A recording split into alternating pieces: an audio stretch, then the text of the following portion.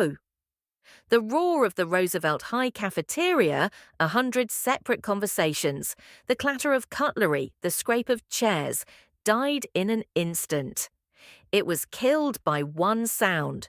The sickening, echoing clang crash splat of a plastic lunch tray hitting the linoleum floor. A puddle of deep purple grape juice spread like a dark, accusing stain, soaking into the pristine white canvas of Lena's new shoes. 3 figures loomed over her, casting long shadows that seemed to swallow the light. They were the Untouchables, the A-list, the Decker crew.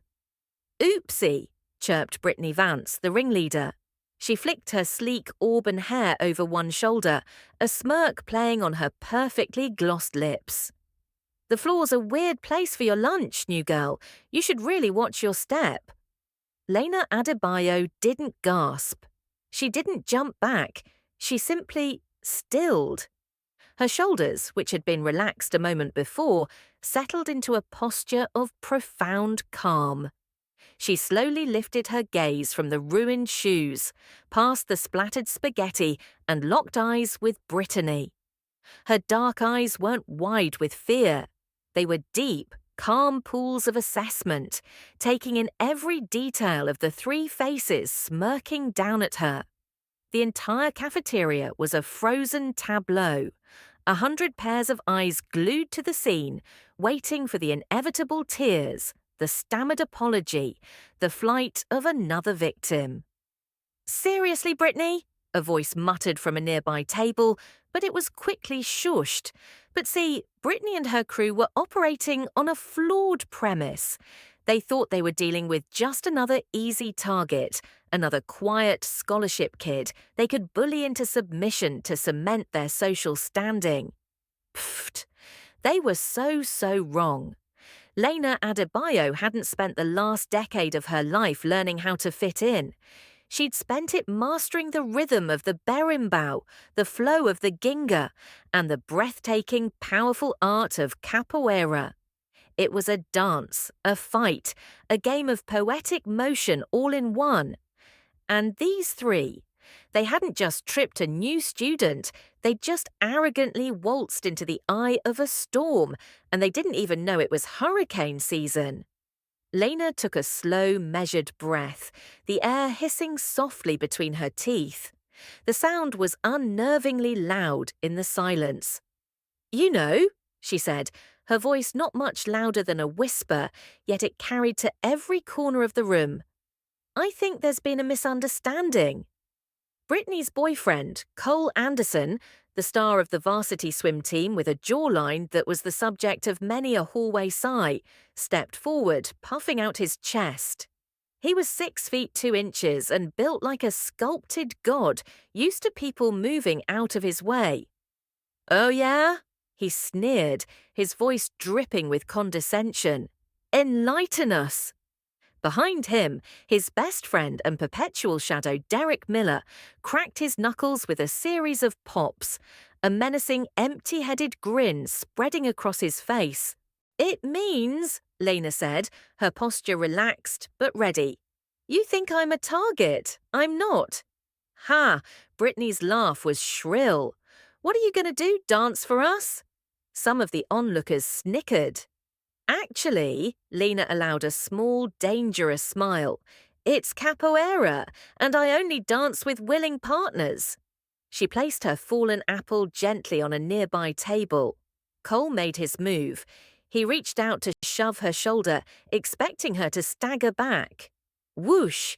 Lena's body became a blur of motion. She didn't block, she flowed. Dropping into a low, sweeping movement called the rastera, she hooked her leg around his ankle. It wasn't a kick, it was a redirect. Cole's own momentum sent him stumbling past her, crashing awkwardly into a chair. The crowd gasped, phones now fully out and recording. "The thing about predators," Lena said, her voice conversational as she rose gracefully back to her feet, "is they expect their prey to freeze. I don't freeze." "Gah!" Cole scrambled up, face crimson. He lunged again, swinging a wild punch. Lena didn't meet force with force. She executed a beautiful ow, a cartwheel-like escape, her feet clearing his head by inches. As she landed, one leg snapped out in a controlled armada kick, stopping a hair's breadth from Cole's nose. He froze, cross-eyed, staring at the sole of her shoe. Derek charged. Yikes! Without even looking, Lena dropped into a low negativa pose, and Derek tripped over her, sprawling onto the linoleum with a grunt. Lena finally stood still, offering a hand to Cole. "You okay? I really didn't want to do that." The cafeteria doors burst open with a bang. Ugh, not this again, Lena thought, a familiar weariness settling in her bones. Vice Principal Johnson stood there, his face a thundercloud of fury. He was a large man who believed his glare could solve most problems. "What is the meaning of this disruption?" he bellowed, his eyes scanning the wreckage. The spilled food, the overturned chair, two of his star athletes on the floor, and one small, calm black girl standing in the center of it all. Brittany, the actress, immediately launched into her performance. Tears, real or faked, it was impossible to tell, welled in her eyes. "She attacked them, Mr. Johnson," she wailed, pointing a trembling finger at Lena. "She's a maniac. She just went crazy on Cole and Derek for no reason." Lena said nothing. She just waited, her hands open and visible at her sides, her breathing even. She had learned long ago that in these situations, the truth often revealed itself if you just gave it enough space. "Is this true, young lady?" Johnson demanded, striding over to loom over Lena. "No, sir," she said, her voice quiet but steady. "They deliberately tripped me, destroying my lunch. When I didn't react the way they wanted, they both became physically aggressive. I used defensive maneuvers to protect myself and de-escalate." A voice, clear and confident, piped up from the crowd. It was Chloe, a girl with a head of brilliant curly red hair and bright blue wire-rimmed glasses. "She's telling the truth, Mr. Johnson. Brittany stuck her foot out. Then Cole tried to shove her, and when that didn't work, he tried to punch her. Lena was just defending herself. She didn't throw a single punch." A chorus of agreements. "Yeah, that's what happened," echoed her, a wave of support that surprised even Lena.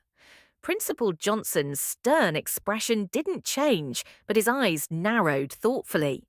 He turned back to Lena, scrutinizing her more carefully now. "And you have the training to do that?" he asked, gesturing at the still dazed Cole and Derek.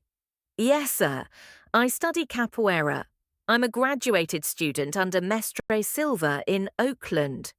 She reached into her backpack, pulled out her phone, and with a few taps, brought up a digital certificate bearing the seal of a renowned Capoeira academy. Beneath it was a video of her at a cultural festival, performing a complex, fluid sequence of moves, the ginga, the esquivas, the flori, her body an instrument of rhythm and power, her face alight with joy and concentration. Johnson took the phone, his eyes scanning the document, and then watching the video for a long moment. His bushy eyebrows rose almost to his hairline. "Says here you're a certified assistant instructor. That's quite an accomplishment for someone your age." "My mestre says the art is not for fighting," Lena replied softly, meeting his gaze. "It's for life, but it also teaches you to protect your own." He handed the phone back, his decision made. He turned to the three bullies, his expression hardening. "You three, my office now. You'll be serving detention for the next 3 weeks for bullying, disorderly conduct, and assault. And if I hear so much as a whisper of retaliation against Miss Adebayo, I will recommend suspension, and it will go on your permanent records. Do I make myself clear?" He then looked at Lena, his tone slightly softer. "Lena, I'll need a full statement from you as well. Please come with us." As the crowd dispersed, Chloe approached. "Hey, that was incredible. I'm Chloe. We're the art brats if you want to sit with us tomorrow. We promise not to challenge you to a duel." She grinned.